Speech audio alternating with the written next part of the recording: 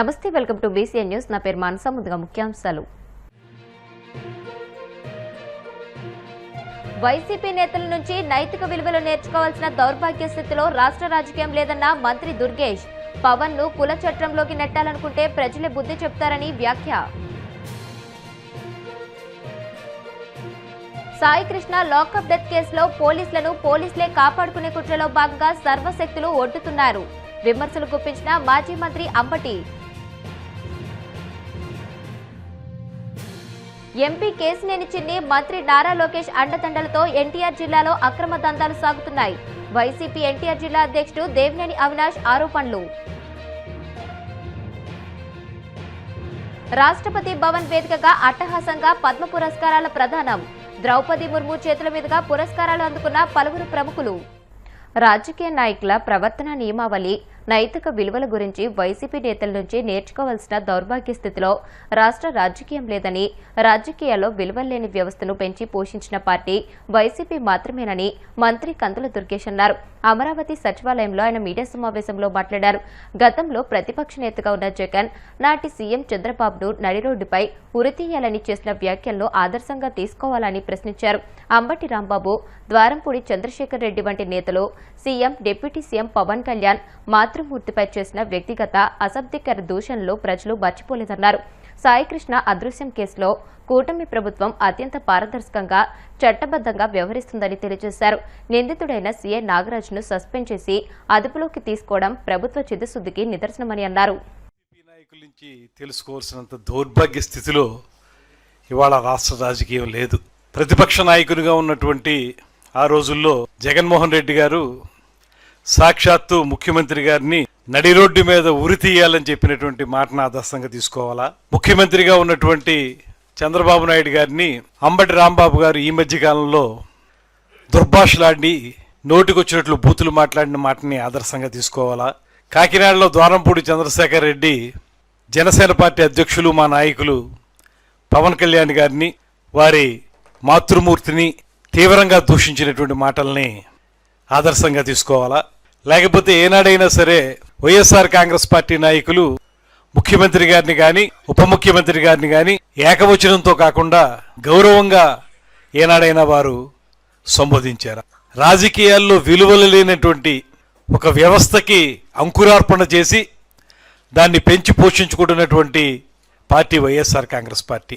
ఇవాళ ఎన్నో సందర్భాల్లో రాజకీయపరమైనటువంటి విమర్శలు చేయాల్సిన పరిస్థితుల్లో సైతం అవి చేయడం మానేసి వ్యక్తిగత దోషణలకు వెళ్ళి, ముఖ్యంగా మా ఉప ముఖ్యమంత్రి వర్యులు పవన్ కళ్యాణ్ గారిని వ్యక్తిగతంగా అనేక పర్యాయాలు దూషించి ఆయన వ్యక్తిగత జీవితంకు సంబంధించినటువంటి మాటలు మాట్లాడి ఇవాళ తగుదనమ్మా అని చెప్పి నీతులు వల్లించడానికి ముందుకొచ్చినటువంటి వైసీపీ నాయకులకి ఒకటే నేను మనవి చేస్తున్నాను. గురువింద కింద కింద ఆ నలుపు తనకు తెలియదన్నట్లుగా మీరు చేసేటువంటి ప్రయత్నం అంతా కూడా ప్రజలు చూస్తూ ఉన్నారు. సాయికృష్ణ మృతి విషయంలో కానీ, మృతి అయ్యారనేటువంటి మాట అంటున్నారు కనుక, అదృశ్యమైనటువంటి విషయంలో ఆంధ్రప్రదేశ్ రాష్ట్ర ప్రభుత్వం స్పష్టమైనటువంటి చట్టపరమైనటువంటి విధానాన్ని తీసుకుని దాని మీద వెంటనే అభియోగం మోపబడ్డటువంటి సిఐ నాగరాజు గారిని సస్పెండ్ చేయటం, తూర్పుగోదావరి జిల్లా ఎస్పీ గారిని ఎంక్వైరీ ఆఫీసర్గా వేయటం, అదేవిధంగా ఆ తర్వాత మరింత లోతుగా విశ్లేషణ జరగడానికి, న్యాయం జరగడానికి వీలుగా సిట్ వేయటం, సిట్ ద్వారా ఇవాళ నాగరాజు గారిని అదుపులో తీసుకునేటువంటి కార్యక్రమాన్ని చేపట్టడం, ఇవన్నీ కూడా ఈ ప్రభుత్వం తాలూకు చిత్తశుద్ధిని స్పష్టంగా తెలియజేస్తూ ఉన్నాయి. అటువంటి సందర్భంలో మీరు ఒక రాజకీయ పార్టీగా వైఎస్ఆర్ కాంగ్రెస్ పార్టీ ఒకవేళ మీకు ఈ అంశాల మీద కానీ, ఇతరత్ర అంశాల మీద కానీ ఏవైనా అనుమానాలు ఉంటే ఒక రాజకీయ పార్టీగా మీరు ఒక సమావేశం ఏర్పాటు చేసుకోవటాన్ని ఎవరు ఆక్షేపించరు. మీరు కాకినాడలో ఏర్పాటు చేసుకున్నదైనా, ద్రాక్షారామంలో ఏర్పాటు చేసుకున్నదైనా, ఏదైనా అదొక రాజకీయ పార్టీగా అందరూ కలిసి ఏర్పాటు చేసుకుంటే సహజం కదా, రాజకీయ పార్టీలు పెట్టుకుంటాయి కదా అనుకునేవాళ్ళం. మీరు మళ్ళీ ఇక్కడ కులాన్ని తీసుకొచ్చి ఒక కులానికి చెందినటువంటి నాయకులు అందరూ కూడా వైఎస్ఆర్ కాంగ్రెస్ పార్టీ వాళ్ళు అక్కడ ద్రాక్షారామంలో చేరి కులాల మధ్య విభజన తీసుకురావడానికి, కులాల మధ్య చిచ్చు పెట్టడానికి, దానికి ప్రాతిపదిక తీసుకున్నారు. మీరు సాయికృష్ణ గారి అదృశ్యాన్ని మీరు ప్రాతిపదికగా తీసుకున్నారు. అంటే ఇక్కడ ఎవరైనా ఏ ఇబ్బంది జరిగినా దానికి కులాన్ని పులవటమే మీ ధ్యేయమా? కులం పేరెత్తి కులం ద్వారా సమావేశాలను ఏర్పాటు చేసుకుని దాని ద్వారా రాజకీయ లబ్ధి పొందటమే మీ ధ్యేయమా? ఒకవేళ మీకు ఈ ప్రభుత్వం చిత్తశుద్ధితో పనిచేయడం లేదనుకుంటే ప్రభుత్వాన్ని మీరు విమర్శించండి, లేకపోతే ఇలా పనిచేయండి అని అడగండి. అంతేగాని దానికి మళ్ళీ కులం రంగు పులిమి ఉప ముఖ్యమంత్రి గారిని దాంట్లోకి లాగి ఆయన్ని కులం చట్టంలో బంధించడానికి చేసిన మీ ప్రయత్నాన్ని ప్రజలందరూ కూడా చేదరించుకుంటున్నారు. అంబటి రాంబాబు గారు చెప్పారు కళ్ళు తాగారని. మీరు కళ్ళు తాగారు, మీరు కోతి, మీకు ముళ్ళు గుచ్చుకుంది, ఇప్పుడు రోడ్డు మీద పడి ఇష్టం వచ్చినట్టు తాండవాలను చేస్తున్నారు. లేకపోతే ఈ కార్యక్రమాన్ని ఇలా కొనసాగించాల్సిన అవసరం ఉంది, కులాల పేరుతోటి కొనసాగించాల్సిన అవసరం ఏముంది? ఎందుచేత మీరు దీన్ని గాదే సాయికృష్ణ లాకప్ డెత్ కేసులో నిందితులైన పోలీసు అధికారులను కాపాడమే లక్ష్యంగా విచారణ నత్తనడకన సాగుతుందని Krishnalanka police station CCTV footage మాయం కావడమే దీనికి నిదర్శనమని వైసీపీ గుంటూరు జిల్లా అధ్యక్షుడు మాజీ మంత్రి అంబటి రాంబాబు ఆగ్రహం వ్యక్తం చేశారు. ఈ కేసులో ఆరోపణలు ఎదుర్కొంటున్న సీఏ నాగరాజ్ మీద కేసు నమోదు చేసిన మరుక్షణమే అరెస్ట్ చేయకుండా ఏం చేస్తున్నారని ప్రశ్నించారు. సుప్రీంకోర్టు ఆదేశాల ప్రకారం పోలీస్ స్టేషన్లలో 18 నెలల పాటు సీసీటీవీ ఫుటేజ్ను నిల్వ చేసి ఉంచాలన్న నిబంధన ఉల్లంఘించారని, సీఏ నాగరాజ్ను అరెస్ట్ చేసి ఉంటే ఆ ఫుటేజ్ మాయమయ్యేది కాదన్నారు. ఒక పద్ధతి ప్రకారం పోలీసులే కాపాడే కుట్రలో భాగంగా సర్వశక్తులు ఒడ్డుతున్నారని ఆరోపించారు.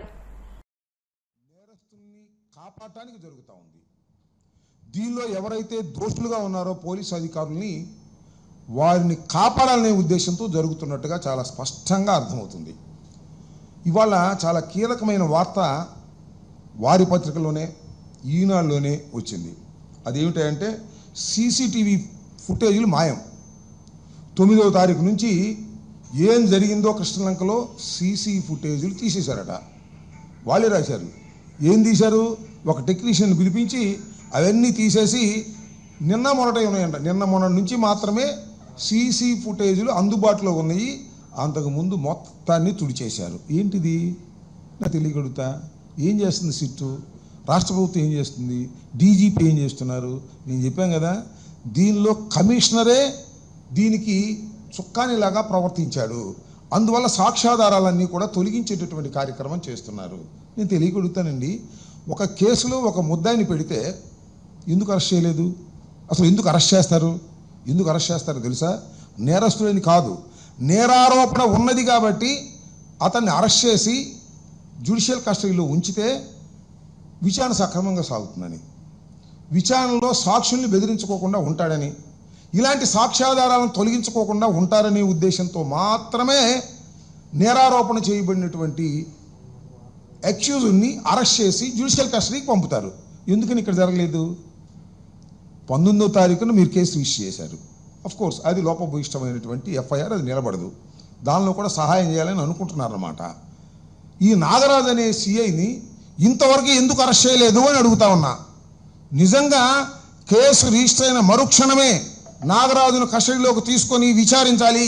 అంతేకాదు, నాగరాజుని జ్యుడిషియల్ కస్టడీకి పంపించి మళ్ళా కోర్టులో విచారణకు తీసుకొని పోలీస్ కస్టడీలో విచారణ చేసి వాస్తవాలన్నీ బయటకు రావాలి.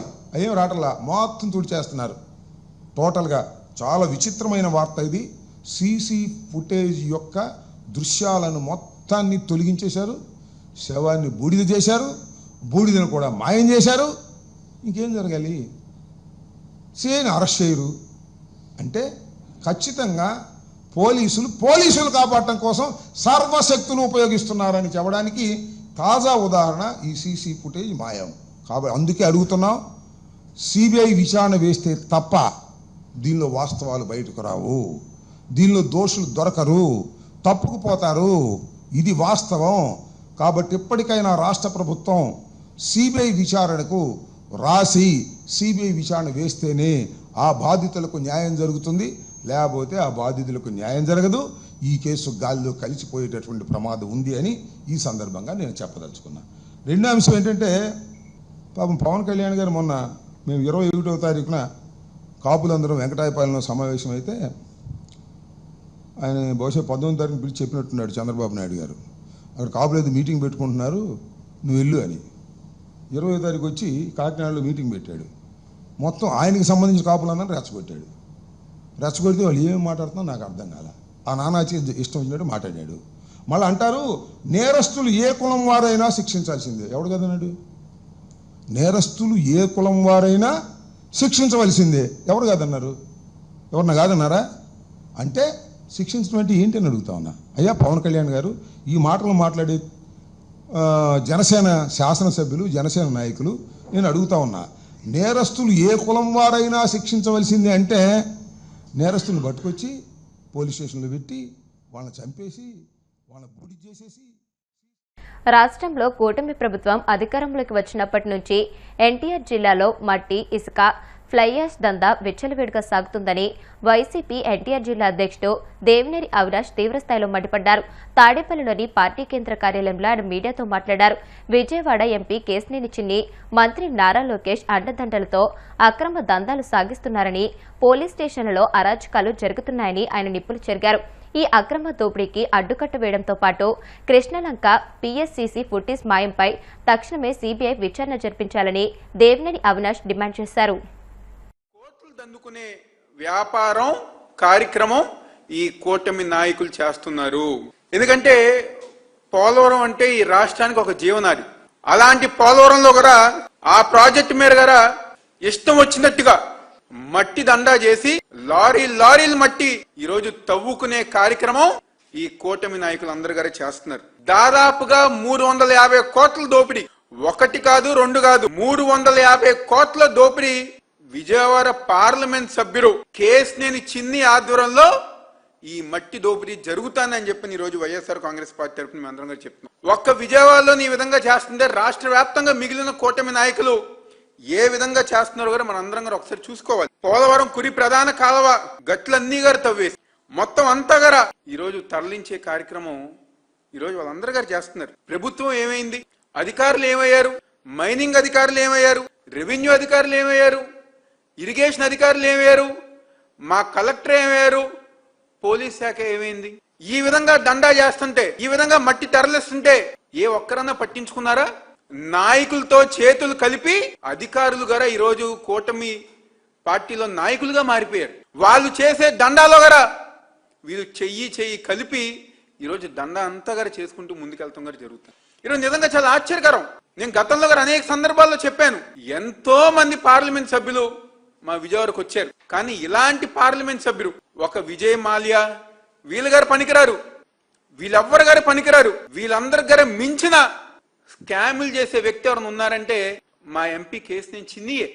ప్యాకాట్ దగ్గర నుంచి ప్రతి గ్రామంలో ప్యాకాట్ ఆరేస్తున్నారు, రేషన్ బియ్యం మాఫియా చేపిస్తున్నారు, ఇసుక దందా చేపిస్తున్నారు. ఈరోజు మట్టి దందా చేస్తూ దాదాపుగా 350 కోట్ల రూపాయల దోపిడీ కార్యక్రమం చేస్తున్నారు.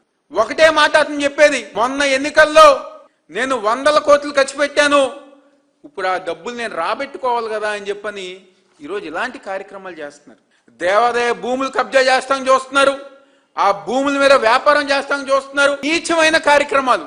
ఎంతో మంది పార్లమెంట్ సభ్యులు పనిచేశారు, కానీ ఏ రోజు ఒక ఎంపీగా ఇలాంటి పేరు ఎవరికి రాలా. అసలు ఎంపీ అంటే మెంబర్ ఆఫ్ పార్లమెంట్ నుంచి మట్టి పేకాటిగా మార్చిన ఎంపీ ఎవరిని ఉన్నారంటే మా ఎంపీ కేశినేని చిన్ని. అదే విధంగా వాళ్ళు మాట్లాడుతున్నారు, మా వెనకమాల లోకేష్ ఉన్నారు కాబట్టి మేము ఇవన్నీ చేస్తున్నాం అని చెప్పని ధైర్యంగా చెప్పుతున్నారు. కేవలం లోకేష్ సపోర్ట్ తోనే మేము ఈ దందాలన్నీ గారు చేస్తున్నాం అని చెప్పని కింద ఎవరన్నా అధికారులు వెళ్ళి అడిగితే మాకు లోకేష్ చెప్పారు చేయమన్నారని చెప్పనే మాట ఈరోజు వాళ్ళందరూ గారు మాట్లాడుతున్నారు. ప్రభుత్వం ఎప్పటికన్నా స్పందించాలి. ఏదైతే వీళ్ళు చేస్తున్న మట్టి దందా, నిజంగా అదేదో సినిమా వచ్చింది KGF సినిమా, అది గారు పనికిరాదు వీళ్ళు దందా ముందు. దాంట్లో గరుడ అని చెప్పని ఒక విలన్ క్యారెక్టర్ ఉండేవారు KGF 1లో. అంతకు మించిన క్యారెక్టర్ మా ఎంపీ. చూడండి ఒకసారి ఆ తవ్వకాలన్నీ గారా ఎన్ని లారీలు పెట్టి ఈరోజు ఈ మట్టి తవ్వకాలు చేస్తున్నారు. మొత్తం అంతా గారా ఈ కాలువ గట్లన్నీ గారా ఈ విధంగా చేస్తే రేపు ప్రజానికానికి ఏం సమాధానం చెప్తారు? వరదలు వచ్చినాయి అని చెప్పని పోయిన సంవత్సరం ఎన్నో ఇబ్బందులు పడ్డాం, మళ్ళీ వరదలు వస్తే ఏ విధంగా మీరు ప్రజానికానికి సమాధానం చెప్తారని చెప్పి నీ కూటమి ప్రభుత్వాన్ని అడుగుతున్నావు. ఎప్పటికైనా చంద్రబాబు నాయుడు కానివ్వండి, లోకేష్ కానివ్వండి, అధికారులు కానీ వెంటనే స్పందించాలి. వీళ్ళు చేస్తున్న ఈ మట్టి దందా ఏదైతే ఉందో కేవలం మట్టి దందానే కాదు, పార్లమెంట్ పరిధిలో జరుగుతున్న ప్రతి దందా, ఇసుక దగ్గర నుంచి, ఫ్లై యాష్ దగ్గర నుంచి, ప్యాకాట్ల దగ్గర నుంచి, రేషన్ బియ్యం దగ్గర నుంచి, దేవాదాయ భూములు కబ్జా చేస్తున్న దగ్గర నుంచి, ప్రతి స్కామ్ మీద గారా ఈరోజు ప్రభుత్వం చర్యలు తీసుకోవాలి.